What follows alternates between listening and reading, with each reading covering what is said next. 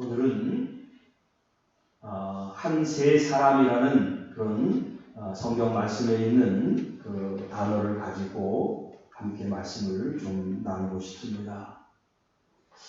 이 세상 역사 가운데 위대한 역사들이 많이 있죠. 그런데 그 위대한 업적들, 결과물들이 그 근원을 따지면 누군가 한 사람으로부터 시작이 되었다는 것을 우리가 알 수 있습니다. 그 한 사람이 또 다른 사람과 협업과 협력과 동역을 해서 그것이 사회를 또 국가를 세계를 좁은 영향력을 나타내는 그런 결과물로 빚어질 때도 있고 또 어떤 때는 나쁜 쪽에 열매와 결과를 맺는 그런 일들도 있지요. 좋은 의미로 생각한다면 이 종교개혁도 사실은 우리가 마틴 루터를 생각하지만 이 사람이 시작한 게 아닙니다.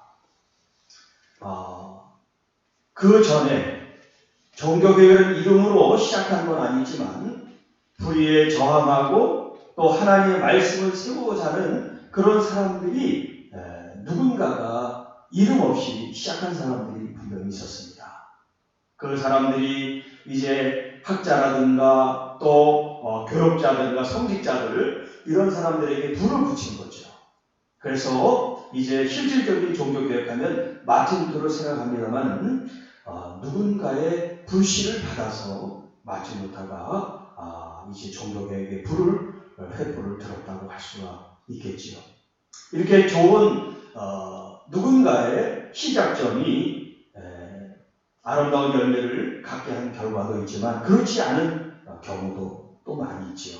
여러분이 잘 아는 독일의 히틀러는 그가 태어나고 장성하면서 총독이 되고 유대인들을 그렇게 많은 사람들을 학살하리라고 누가 기대하고 생각이나 했겠습니까? 그런데 이 히틀러가 나치스라고 하는 사람을 만나서 이 두 사람의 이 협력이 유대인을 대량 학살하는 인류의 가장 끔찍한 그런 희생을 만들어낸 그런 죄인이 될 줄 누가 알겠습니까? 자, 우리가 지금 매일매일 접하고 있는 이 코로나19, 이 바이러스도 누군가로부터 시작이 되지 갑자기 이게 생긴 게 아니란 말이에요.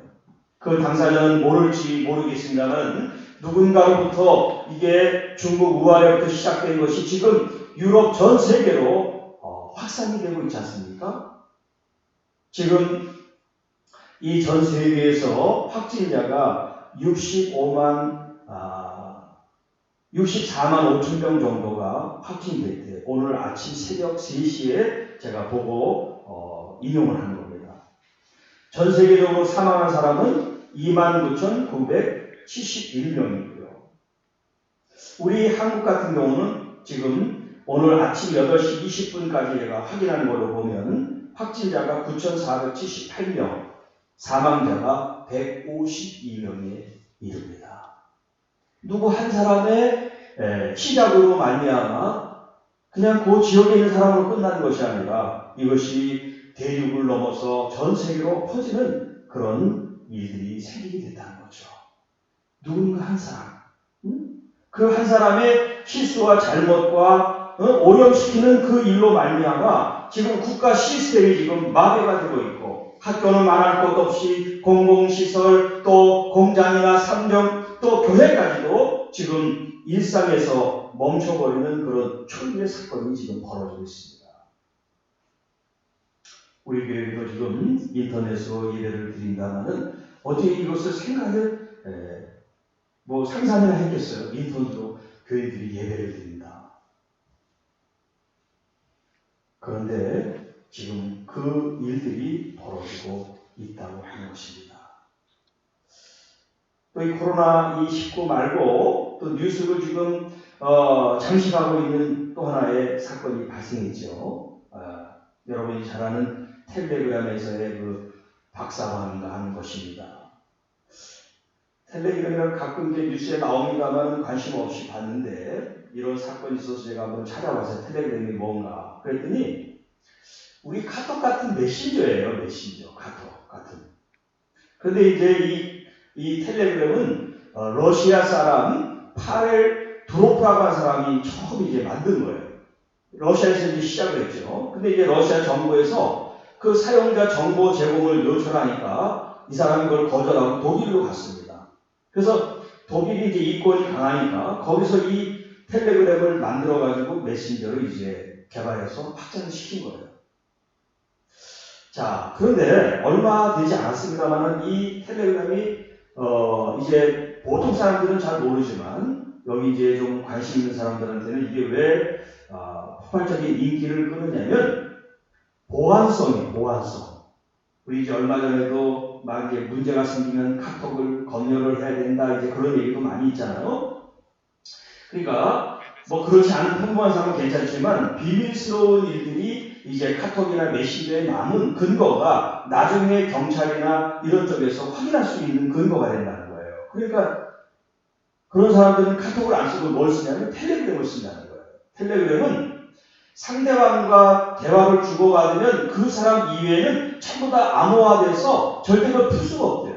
그리고 이것을 운영하는 본사에도 메신저 이 자료가 남지를 않는답니다. 그러니까는 사람들이 이제 비밀스러운 정치인이라든가 이런 사람들이 시작을 했는데 지금은 이걸 악용을 해가지고 성착취나 성노동으로 노예까지도 지금 이 악하게 지금 사용하고 있다는 거죠. 누군가 한 사람이 비밀이 보장되는 가운데 이제 의사소통을 위해서 이런 걸 만들었단 말이에요.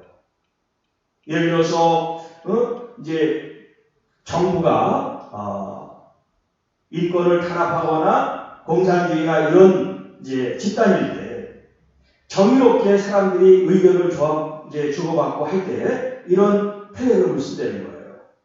그 정부에 발탁이 되지 않으니까. 그래서 이제 그런 선의의 방법으로도 쓰이지만 대부분 많은 사람들이 나쁜 방향으로 이 텔레그램을 쓰는 거죠. 익명성, 보안성 이런 것들이 보장이 되다 보니까 그 안에서 우리가 상상할 수 없는 일들이 그동안 일어났던 겁니다. 자, 왜 이런 일들이 일어날까요? 계속해서 제가 한 사람에 대해서 지금 얘기를 하고 있습니다. 누군지는 모르지만 그 한 사람. 또 우리가 이제 뭐 이렇게 밝혀진 한 사람도 있습니다만 이 한 사람, 오늘 저도 한 사람이고 여러분도 한 사람이에요. 그렇기 때문에 저나 여러분들이 각자 한 사람으로서 있을 때 우리가 선한 영향력을 나타낼 수도 있지만 반면에 나쁜 영향력도 미칠 수가 있다는 그 전제하에 오늘 한번 하나님의 말씀을 같이 나누겠습니다. 자, 오늘 본문 말씀을 말씀드리기 전에 먼저 그 전에 이 원인이라고 할 수 있는 이 근본을 한번 살펴보겠습니다. 자, 그것은 우리가 너무나 잘 아는 카인이죠. 카인이 바로 자기의 힘을 가지고 사람을 죽이는 데 사용했으니까 파괴하고 생명을 없이는 살인하는 그런 이제 일을 한 사람이 카인이죠. 그래서 이제 이 카인을 보통 죄인들을 가리켜 얘기할 때 카인의 후예다, 후손이다 이런 표현을 씁니다. 카인의 후손은 뭐냐면 모두가 다 죄인이라는 그 큰 범주 안에 들어간다는 거예요. 비록 죄의 종류는 다를지라도 모든 사람들이 카인의 후예라고 할 때 그 죄인의 범주 안에 들어가게 된다라고 하는 것입니다. 그런데 성경적으로 얘기를 하면 이 카인이 이 죄의 원흉이 아니라 누구냐면 그의 아버지 아담이에요. 그래서 우리는 가리켜 아담을 이제 원죄라고 하는 그런 이름으로 불리죠. 원죄. 시초가 바로 이 아담이에요. 물론 아담은 사람을 해치지도 않았습니다. 그럼에도 불구하고 이 아담이 원죄의 시작이라고 보는 것은 무엇일까요? 어떻게 보면 하나님께서 명령하신 것을 그가 듣지 않고 불순종했다. 그 불순종의 대가가 너무 가혹한 거죠.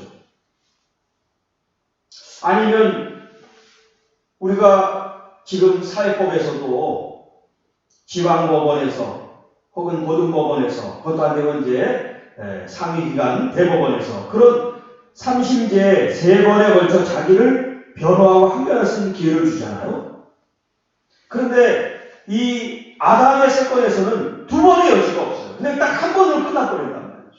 너무 좀 매몰차고 인정 많으신 하나님이 왜 그러셨을까 하는 그런 의문이 드는 그런 시점이란 말이에요. 자, 그런데 이 아담은 단순히 불순종한 것이 아니에요. 무슨 말이냐면 아담의 그 삶으로 돌아가면 하나님께서 그를 창조하셨죠. 그리고 하나님과 교제를 나눕니다. 그리고 하나님의 음성을 듣습니다. 또 아담은 하나님과 교제합니다. 하나님께서도 아담을 보는 것을 또 아담도 하나님 보는 것을 기쁘게 여겼습니다. 그런데 어느 날 어느 순간부터 아담이 하나님의 낯을 피하여 숨습니다. 왜 이런 일이 생겼을까요? 우리가 성경을 자세히 들여다보지 않아도 여러분 다 이제 아시니까 그가 먹지 말라는 실과를 먹음으로 말미암아 자기의 그 눈이 밝아져서 부끄러운 모습을 보고 나무까지 하고 하나님이 두려워서 이제 숨었다. 이렇게 표현이 되어 있거든요. 자, 여기 하나님께서 말씀을 주시고 그 말씀을 들은 아담과 하와는 그 말씀을 어깁니다. 불순종합니다. 그리고 그 결과로 눈이 밝아졌다고 했어요. 그래서 자기들의 수치와 부끄러움을 보고 하나님이 이제 그들에게 다가오실 때 낯을 피하여 숨었다. 이렇게 표현하고 있거든요. 자, 그러니까 이것은 단순히 하나님이 말씀하시고 명령하시고 들어라. 그리고 이제 아담은 거기에 대해서 순종하고 따르는 그런 구조가 아니에요. 그거보다 훨씬 이전에 우리가 생각해야 될 것이 뭐냐면 하나님의 말씀이 주어졌을 때 하나님과의 아담과의 관계를 우리가 생각을 해봐야 됩니다.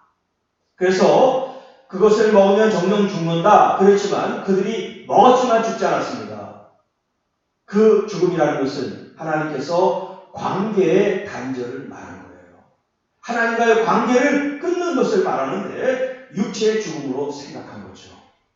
자, 하나님께서 에덴 동산에서 함께 거닐고 대화를 하고 만날 때 하나님도 좋으셨고 아담과 하와도 좋았습니다. 그러나 죄를 짓고 죄를 짓는 것은 하나님의 말씀을 어긴 거죠. 그것으로부터 이제 하나님과의 관계가 끊어지게 되었어요.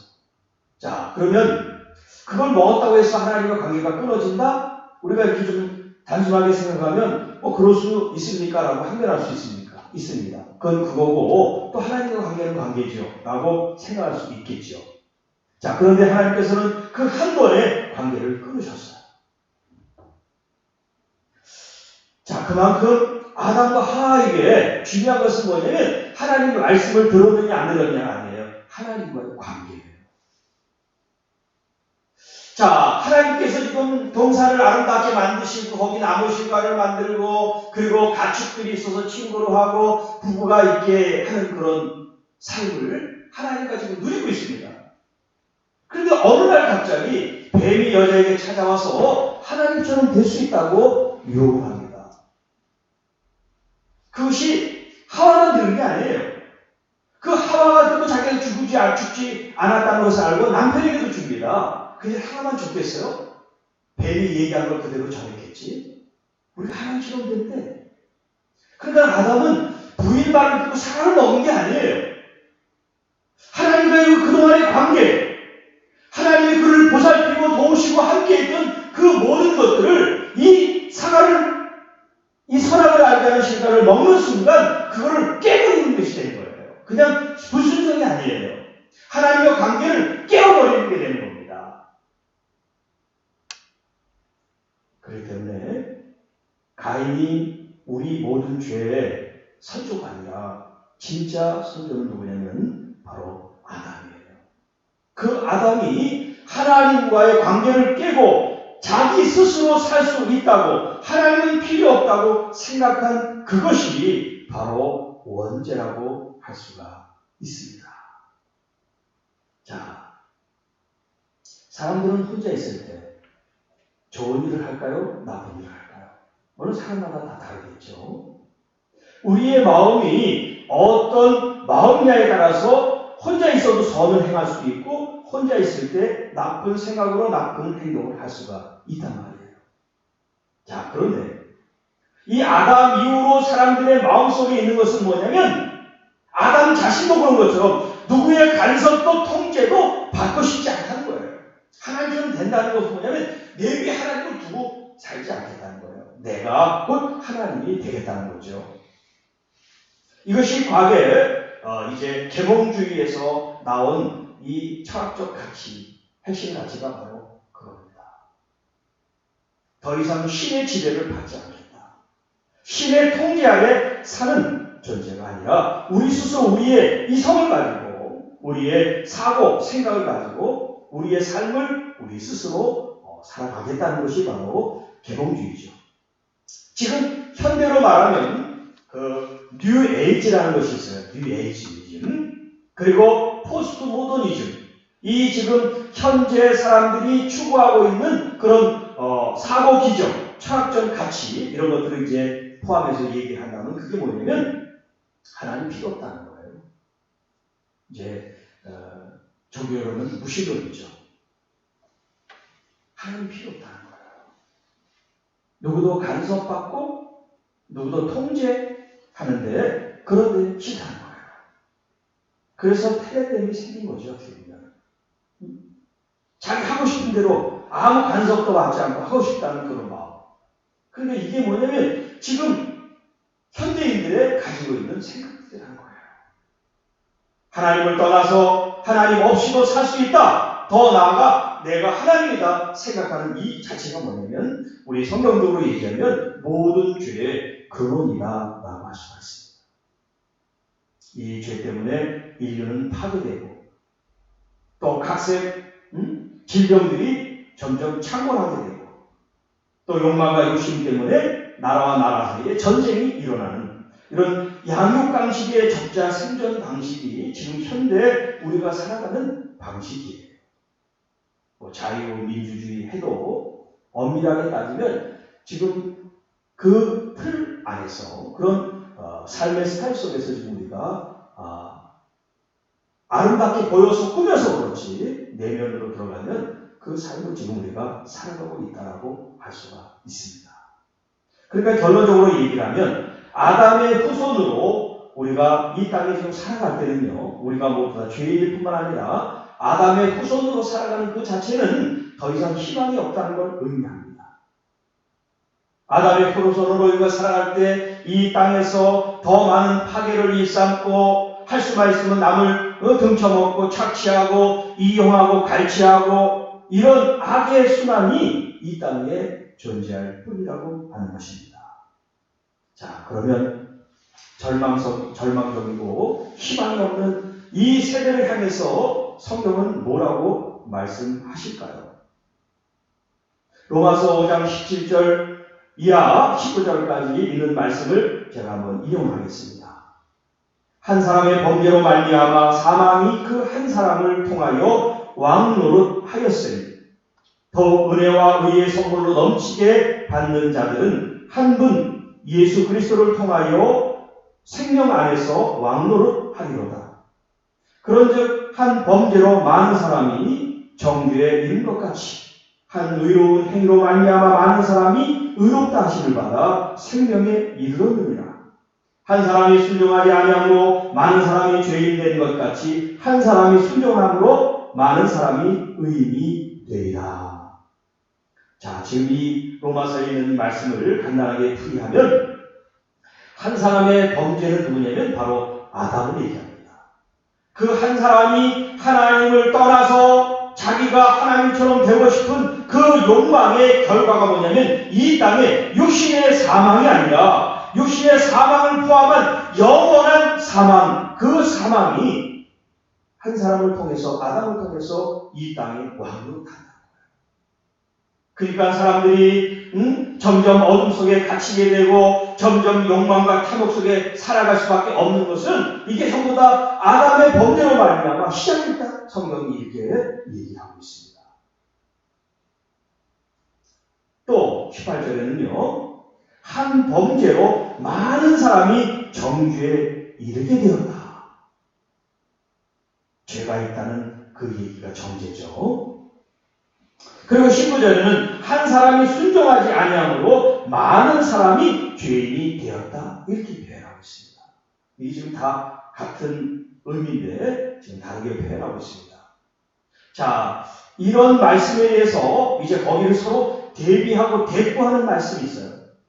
한 사람의 범죄는 우리를 죄로 종노타게 하고 사망에 이르게 하고 그리고 죄인으로 우리를 만들었지만 반면에 거기에 대칭돼서 한 사람, 한 분이 등장을 하는데 17절에는 한 분 예수 그리스도라고 표현하고 있습니다. 그리고 18절은 한 의로운 행위로 표현되고 있고요. 그리고 19절에는 한 사람이 순종함으로 이렇게 표현되어 있습니다.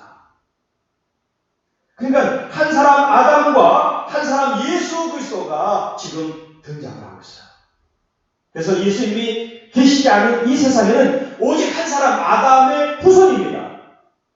이것은 대륙과 인종을 초월해서 모든 사람들이 다 아담의 후손이에요. 아담의 후손일 때는 죄를 지을 수밖에 없습니다. 죄 가운데 빠질 수밖에 없습니다. 하나님의 심판과 정죄를 받을 수밖에 없습니다. 자, 그러나 예수 그리스도로 말미암아 이 땅에 새로운 길이 열리게 됐어요. 예수님을 통해서 더 이상 죄의 사망의 종로로 타지 않아도 됩니다. 예수님을 통해서 생명 안에서 왕으로 탈 수 있는 길이 생겼습니다. 예수 그리스도의 의로운 행위, 십자가를 주심으로 말미암아 모든 사람들, 많은 사람들이 의롭다 하심을 받아 생명에 이르게 되었다고 말씀합니다. 그리고 한 사람 예수 그리스도가 순종하심으로 말미암아 많은 사람이 의인이 되었다고 성경은 말씀합니다. 그래서 고린도전서 15장 22절에 아담 안에서 모든 사람이 죽은 것 같이 그리스도 안에서 모든 사람이 삶을 얻으리라. 할렐루야. 그러니까 아담의 후예로 우리가 이 땅에 태어났지만 우리에게 새로운 길을 주셨는데 뭐냐면 예수 그리스도와요. 예수 그리스도와의 하나님의 다시 새로운 자녀가 될 수 있는 법을 우리에게 주셨다는 거예요. 이게 바로 복음이고 성경의 핵심 내용이라고 할 수가 있습니다. 자, 그런데 우리가 예수 그리스도를 통하여 이제 새 사람이 되었고 옛사람은 지나갔고 옛사람은 죽었고 새로운 사람이 되고 이제 하나님의 자녀로서 특권과 권리를 가지고 우리가 살아가고 있는데 우리가 하나님의 자녀로서 한 사람이 어떤 영향력을 지금 끼치면서 살아가고 있는가 하는 것을 우리가 한번 이 시간 깊이 생각해 봐야 될 주제인 것입니다. 우리가 한간에 많이 들리는 얘기로 무늬만 교인이고 그리스도인이다 하는 그런 얘기들을 간간히 하죠. 모양만 그리스도인이라는 거예요. 모양만 그리스도인이라고 하는 겁니다. 내용은 없이 형식만 교인이다 하는 얘기죠. 그래서 세상 사람들로부터 교회와 성도들이 목회자들이 존경은 고사하고 오히려 지탄받는 대상이 되고 있는 게 지금 작금의 현실이라고 할 수가 있겠죠. 이것이 어느 한 사람이 아니라 우리 모든 한 사람이 하나님 말씀 앞에 정직하게 다시 한번 나를 돌아보는 시간이 되어야 하겠습니다. 가정에서 남편과 아내로 혹은 부모나 자녀로 혹은 직장에서 상사나 부하나 동료로 또 교회에서도 마찬가지고 어디서든 우리가 내가 살아가는 삶의 현장 내가 생활하는 영역이 다르다고 해서 내가 하나님의 아들의 정체성이 변질되거나 오염되거나 훼손되지 않는다는 것을 너무나 우리는 잘 알고 있지 않습니까? 그럼에도 불구하고 우리는 우리의 삶이 처음부터 끝까지 우리가 하나님을 믿는 하나님의 백성들, 하나님의 자녀들로서 예수 그리스도를 고백하고 살아가는 우리들이 진정 예수 그리스도의 참된 열매를 우리가 맺고 있느냐라고 질문할 때 그렇다라고 대답할 수 있는 사람이 얼마나 될까 싶은 거예요. 갈라디아 2장 10절에 우리에게 말씀합니다. 내가 그리스도와 함께 십자가에 못 박혔으니 그런즉 이제는 내가 사는 것이 아니요 오직 내 안에 그리스도께서 사시는 것이라고 말씀합니다. 이제 내가 사는 것은 나를 사랑하사 나를 위하여 자기 자신을 버리신 하나님의 아들을 믿는 믿음 안에서 사는 것이라고 성경은 고백합니다. 내가 죽지 않으니까. 모양은 그리스도인이고 교회고 성도인데 우리를 통하여 나타나는 열매가 아름답지 않다고 하는 것입니다. 내가 진정 죽음으로써 그리스도를 나타내고 드러내고 그리스도가 사실 수 있도록 한다면 교회가 많이 달라질 거고 교회의 영향력이 이 사회에 미치는 선한 영향력 때문에 지금과 같이 그러지는 않을 것이라고 하는 것입니다. 저와 성도 여러분, 또 우리 한국교회, 우리 목회자들과 교인들이 이제 더 이상 우리 나만 혹은 우리 교회만, 우리만을 위하는 이제 마음이 아니라 믿지 않는 세상 사람들에게까지도 예수 그리스도의 이 마음을 가지고 살아가는 그런 실천적인 믿음, 삶의 역동이 있어야 우리는 그리스도의 이름을 영원롭게 하고 하나님께 영광을 돌리게 될 것입니다. 하나님의 얼굴이 바로 우리 교회의 얼굴이고 우리 믿은 사람들의 얼굴이라고 말씀을 드렸습니다. 과연 세상 사람들이 교회를 볼 때 하나님의 얼굴을 보고 있을까요? 성도들을 볼 때, 목회자들을 볼 때 이 믿지 않는 세상 사람들이 하나님의 얼굴, 하나님의 그 마음을 보고 있다고 자신 있게 우리가 이야기할 수 있을까요? 코로나19로 싸우는 많은 의료진들과 또 우리 공무원들, 공직자들 또 그 밖에 수고하는 많은 사람들이 지금 계신데 여러분 그 사람들을 우리가 격려하고 또 위로하고 할 수 있다면 그런 어려움 만난 사람들 그 이웃들을 우리가 그냥 스쳐 지나가지 않고 마음을 모아서 또 작은 물질이라도 모아서 우리의 마음을 표현한다면 그 최전방에서 수고하고 고군분투하는 많은 사람들에게 큰 격려가 되리라고 생각을 합니다.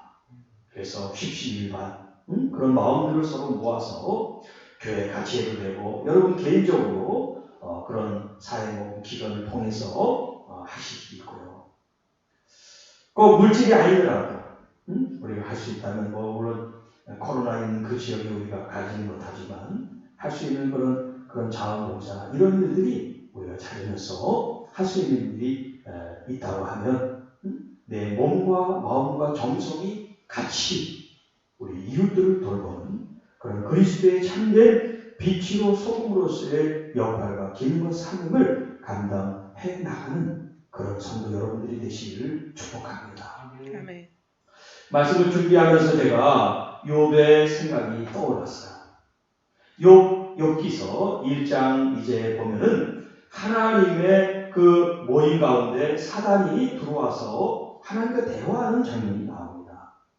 어떻게 보면 이게 굉장히 좀 의구스러운 그런 대목이죠. 어떻게 하나님과 사단이 마치 친밀하게 대화를 나누듯이 이렇게 대화를 하는 장면이 성경에 있을 수 있나? 근데 이 욥기에 실제로 있단 말이에요. 그게 하나님께서 사단에게 묻습니다. 내가 어디서 왔냐? 그렇게 물으니까 사단이 하나님께 대답을 합니다. 땅을 두루 돌아 여기저기 다녀왔습니다. 그렇게 대화를 주고받는단 말이에요. 자, 여기 지금 이 욥기서에 있는 말씀이 지금 보편적으로 하나님과 사탄이 지금 대화를 하면서 저기 지금 코로나를 지금 해서 사람들을 좀 심판을 좀 해봐라. 그렇게 이해를 하면 안 돼요. 지금 이 욥기는 하나의 스토리, 이야기책, 설화라고 그러죠. 이야기로 되어 있는 그런 문학 작품이에요. 그걸 성문서라고 그러죠.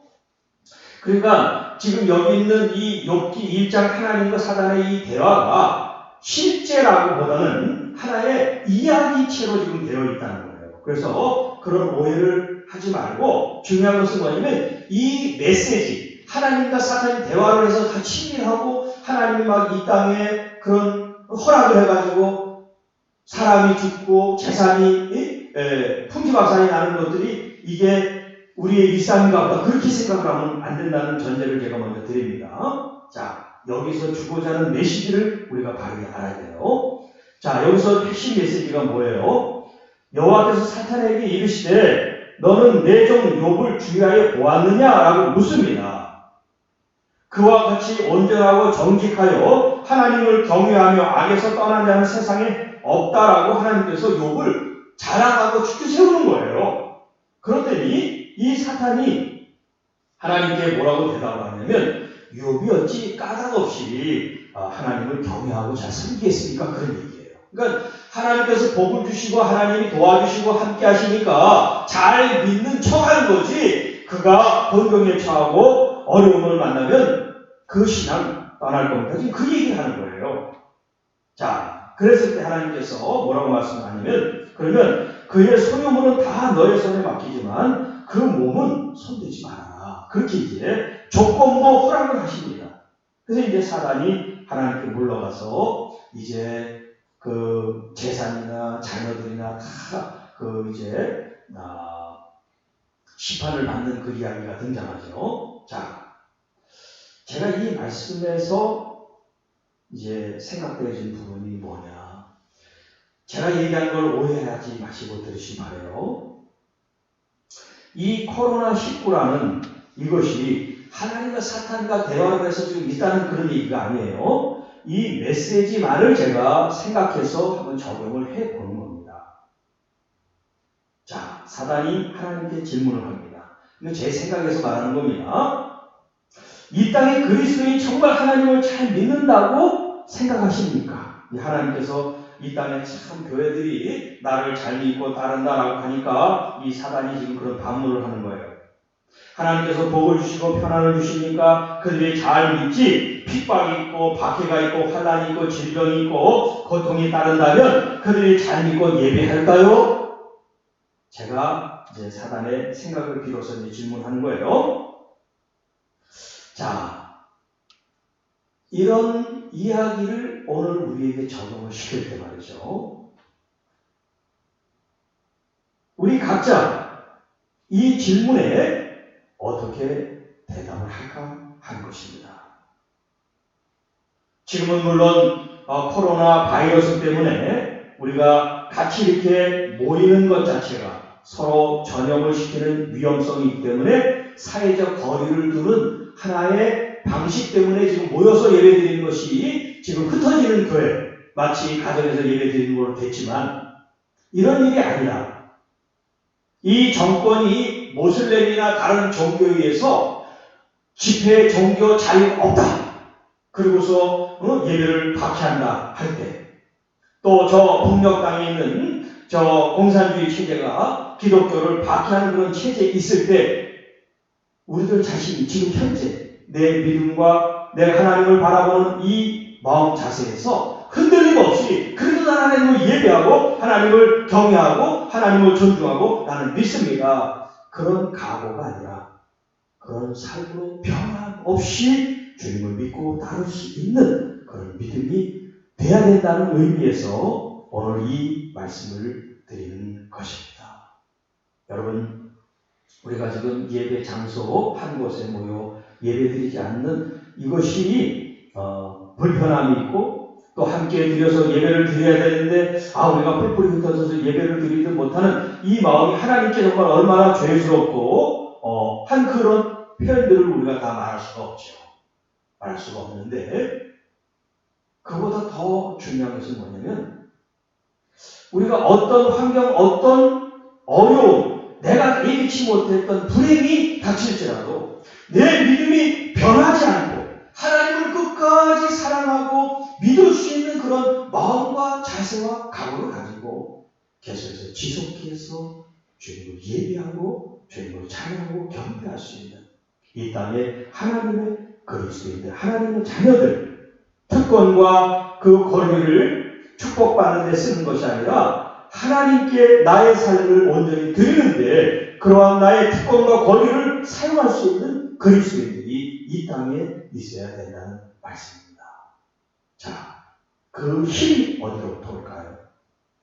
아담으로부터는 죄의 힘이 역사를 합니다. 사망의 힘을 역사합니다. 어둠의 역사를 역사하지만 한 세 사람, 에베소서 2장 15절에 말씀하신 것처럼 one new man, 한 세 사람, 죄인으로 태어나신 분이 아니라 하나님의 아들로서 말씀으로 이 땅에 오신 예수 그리스도, 그분이 바로 이 땅의 모든 죄와 정죄와 심판과 절망과 모든 욕망을 짊어지시고 십자가로 이 둘을 한 몸으로 이루셨다는 거예요. 이 둘은 뭘까요? 바로 이 세상 사람들과 하나님. 세상 사람들은 죄인이죠. 하나님은 의로우시고 정의롭고 공의로우신 하나님이에요. 그런데 이 둘이 단절되었습니다. 관계를 끊었습니다. 한 몸이 될 수도 화해할 수도 화평할 수도 없습니다. 그런데 예수 그리스도께서 당신을 화목 제물로 드리심으로 이 둘을 한 몸으로 하나가 되게 해서 이제 우리들을 하나님과 화목하게 화평하게 하셨다 말씀하고 있습니다.